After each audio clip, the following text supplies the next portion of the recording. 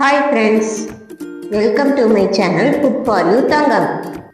நாம் இன்னைக்கு நார்ச்சத்து அதிகமாக இருக்கிற பீர்க்கங்காய் பருப்பு குழம்பு எப்படி செய்யலாங்கிறத பார்க்கலாம் வாங்க.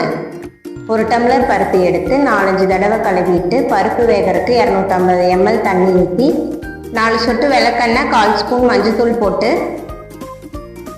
பருப்பு நல்லா கொதி பிடிச்சி வேக ஆரம்பிச்சதுக்கப்புறம் கட் பண்ண ஒரு தக்காளியை சேர்த்துக்கிறோம். 2 ஸ்பூன் மிளகாத்தூள் சேர்த்து தோல் சீவி கட் பண்ணி வச்சிருக்கிற ஒரு பீர்க்கங்காயை சேர்த்துக்கலாம்.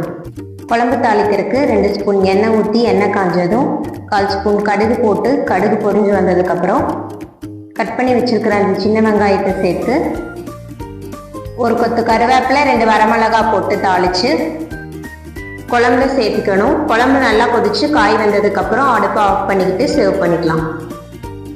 நீங்களும் இதே மாதிரி செஞ்சு பார்த்துட்டு டேஸ்ட் எப்படி இருக்குதுன்னு கமெண்ட் பண்ணுங்கள். இந்த வீடியோ உங்களுக்கு பிடிச்சிருந்தா லைக் பண்ணுங்கள், சப்ஸ்கிரைப் பண்ணுங்கள்.